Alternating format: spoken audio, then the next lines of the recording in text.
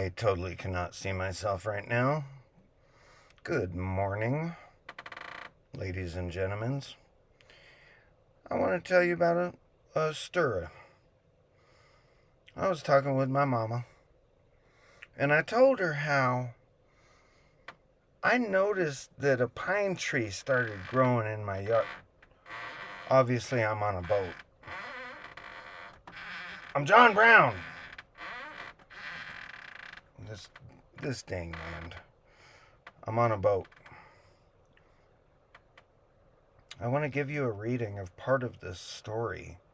Because here's what happened is I told her, a pine tree spontaneously came up in my yard, and I liked it a lot. And then she was like, "Oh, that's beautiful." And then we was talking about it later. She said, "I have things to tell you about that." And she gave me all these things to say. Like there was a scripture. She always had a scripture from the Bible. And she said, have you ever heard about that poem where it says, once there was a tree and she loved a little boy? And I said, well, hold on, because I was transcripting what she was telling me, her scriptures and stuff. And I don't know where I put it. It's I can find it later. This is anyways. Um she said once there was a tree and she loved a little boy. I said, let me look it up. She goes, I don't remember who that author was. So I looked it up, and the author is Shel Silverstein, published in 1964. And it was published as a picture book poem, and it's kind of a parable about a tree and a boy across their lives. And I started reading it, and I started crying, as you do, because I can't handle poetry. It's just way too intense for this man. I'm John Brown, and God dang this freaking ship. Uh, Hi ho, heaving in the sun. That's a shanty song, you know. Oh, it's Irish Day. The look of the Irish. I suppose I might read a bit of this in what I consider to be me Irish accent. Maybe I should say Irish. Irish. Yeah. Anyways, the point is that my mom told me about this poem, and then I said, can I read it to you in Shakespeare? And she said, oh, yeah. But my phone keeps coming out because I be living on the mountain, and she's hard of hearing. So it was like, we had some interruptions. And at first I started like, once there was a tree, and she loved a little boy. And every day the boy would come, and he would gather her leaves, and make them into crowns, and play king of the forest. He would climb up her trunk, and swing from her branches. I used to do that. And eat apples. He liked it a lot. And they would play hide and go seek. I don't know how he did that with a tree, but that's cool. And when he was tired, he would sleep in her shade. Now, I want to interrupt here to talk about Mom told me how she was all depressed because the people at her healthcare thing or whatever, like they cut down a tree. And she said, well, maybe it'll grow back because trees do that. Like if you cut them and make a stump, it'll often start growing back. She said, no, they did bad things to it, and then they put some flowers in there. Who knows why? People need trees. Flowers are great. People need flowers too. But we need flowers and trees. I'm just saying. What about the bees?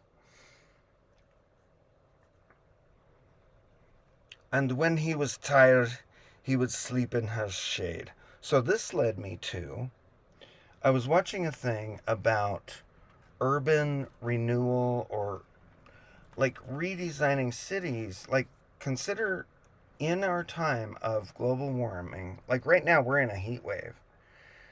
Um, a place like Phoenix, Arizona, planners are looking at look, we need to plant trees. People need shade.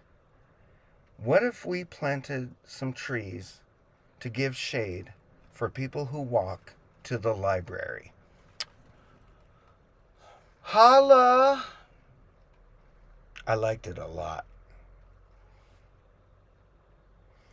And the tree was happy. The boy loved the tree. The tree was happy, but time went by and the boy grew older. And the tree was often alone. Then one day, who who is interrupting my narrative? Fools be up here. Ugh. Then one day the boy came to the tree and the tree said, "Come, boy. Come and climb up my trunk and swing from my branches and eat apples and play in my shade and be happy and stuff." "I am too big to climb and play," said the boy. "I want to buy things and have fun. I want some money." "I'm sorry," said the tree. "I ain't got no money. I have only leaves and apples. Take my apples, boy. Sell them in the city.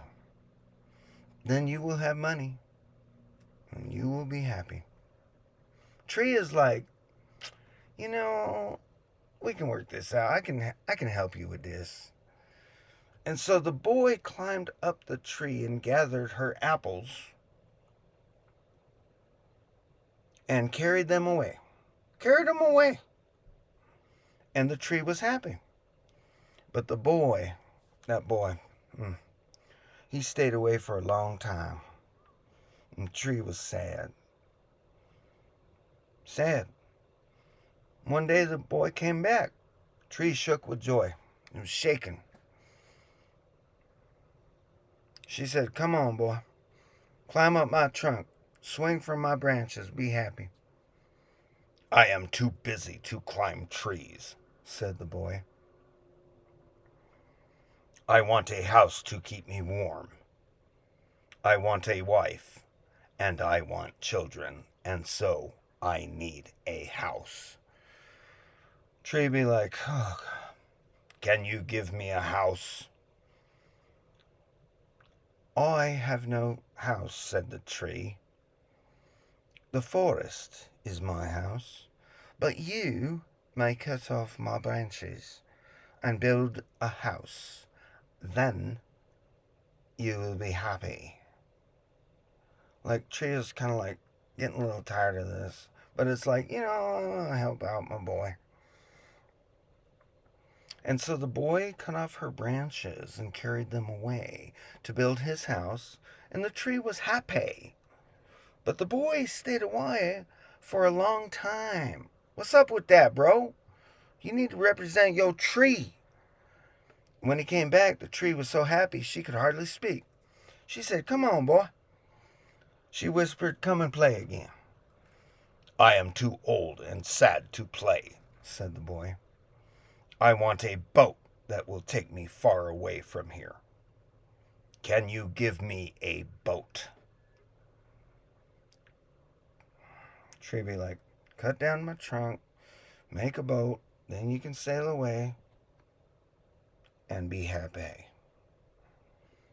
So the boy cut down her trunk, made a boat, sailed away, and the tree was happy. Not really. After a long, long ass time, the boy come back and said, he come back again, and the tree said, "I'm sorry, boy, but I have nothing left to give you. My apples are gone, My teeth are too weak for apples, said the boy. My teeth are too weak for apples, said the boy. My branches are gone. You cannot swing on them. I am too old to swing on branches. My trunk is gone. You cannot climb. I am too tired to climb. I am sorry, sighed the tree. I wish that I could give you something, but I have nothing left. I'm just an old stump. I am sorry. I don't need very much now, said the boy.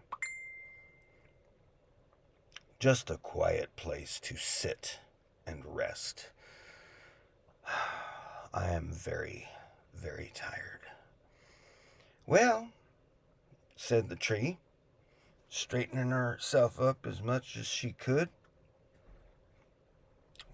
This part gets me.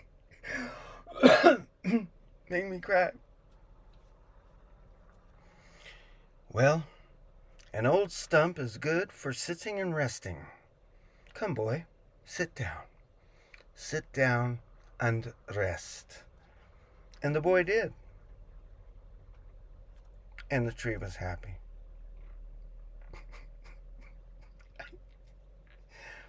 That's like a relationship poem about people being married and stuff for a long time. You know, you go through. Oh, Lordy.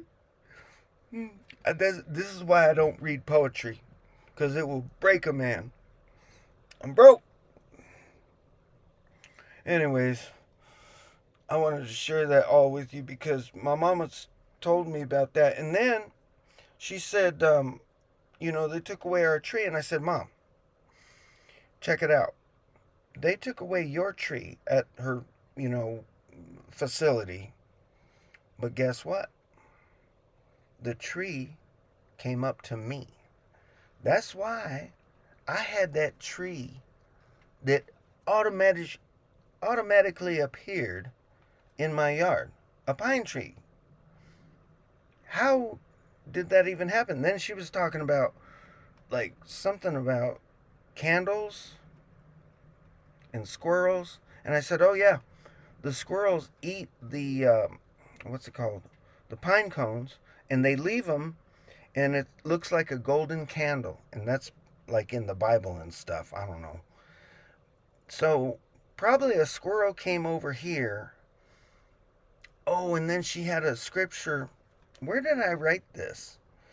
She had a scripture about like the wings of the pines and stuff. So it was like, I told her, Mom, you lost a tree, but I gained a tree. Your tree is with me, and I will take care of it. Okay. She was like, okay, I will holla. So I just wanted to share with y'all that story. I like that story a lot.